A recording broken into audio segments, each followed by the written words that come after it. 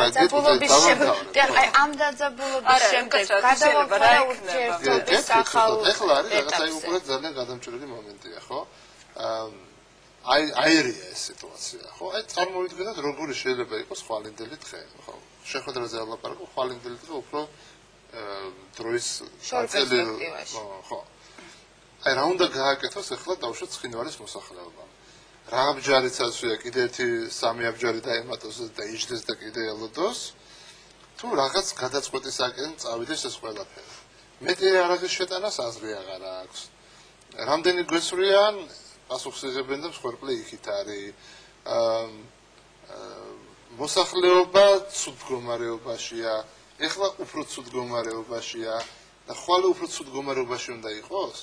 ანუ ხო ხედავთ ეს ყველაფერი რაღაც ესე იგი მომწიფდა იმისაკენ რომ უნდა გადაიჭრას ანიქით ანახით.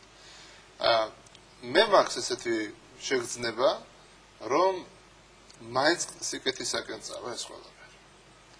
იმიტომ რომ ხო შეგრძნება თუ გარკვეული ხო შეგრძნება ერთია და მეორე ვინაგეცას რომ ყველა არგუმენტებიც მაქვს და უფრო მეც გეტყვი ყველაფერს ვაკეთებ ინფორმაციაც მაქვს და ყველაფერს ვაკეთებ კიდევ იქითა სცენარიეროს სიტუაცია იქითა სცენარი რა არის იომო მე დაიხურებს რაღაცა კურსს და გაიქცევა იქიდან და თავის თავს მიხედავს დარჩება მოსახლეობა იქ შემთხვევაში თუ რუსეთი დაეხმარა მაგრამ თქვენ ამოდის ხა რუსეთის დახმარება რა უნდა გამოხატოს ნიშნულოვანს გამოგზავნით უფლებების დაცვა იარაღის გამოგზავნა იარაღი იცით რამდენია ადგილი აღარ აქვს შესანახად ნიშნულოვანს გამოგზავნიან რა ქვია დაბრაბულცები